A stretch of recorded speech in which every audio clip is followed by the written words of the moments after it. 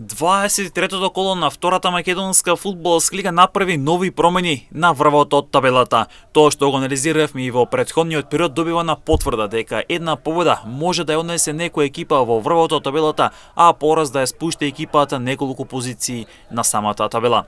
Скопје се задржа само едно коло на врвот, откако загуби во дербиот од Брегалница со 0-1, а пак Охрид со 3-0 го доби Новаци, а Шкенти Рачиново со 2-0 славеше домашна победа над Тетекс. Ваквиот расплет прави сега Охрид, Брегалница и Шкенди Рачиново со по 52 бодови да го делат врвот, а Скопје заврши на четвртото место со 50 бодови.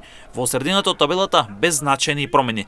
Беласици Осогово го одигра единствениот меч без погодоци 0-0 и ги задржаа своите позиции. Беласица е пета со 45 бодови, Осогово е шести со 2 помалку. Детонит Плочковица по победата над Кожо во соучување на двајца штипски тренери Горан Здравков и Иван Варадиновски, Радовишани со 3 беа подобри, скокнаа на седмата позиција со 41 бод, а Новаци е 8 со 40 бодови. Веќе се потврдени овие екипи со обстанокот, теоретски да, математички за некое коло. Кожов по поразот во Радовиш останува 9 со 32 бодови и тимот од Гевгелија кој има 8 бодови помалку од директната зона за опстанок се насочува кон баражот за опстанок. Тетекс останува 10 со 30 бодови, а Каменица Саса е позиција подолу со 28 бодови и овие две екипи веќе се сигурни во бара зоната.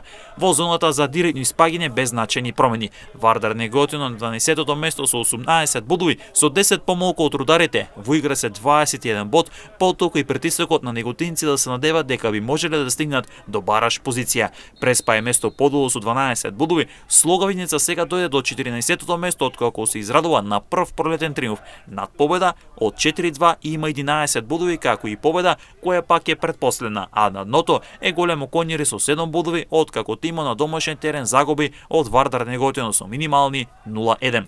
Во следните кола ќе продолжи борбата за влез во прва лига, а се останато веќе е јасно. Останал пресижот за што повисок пласман во однос на директната зона за опстанок, а тоа е од 8 до 5 позиција, како и подобар план на подготовки за екипите кои ќе играат бараш со цел да се спаси сезоната, односно да се избори опстанокот.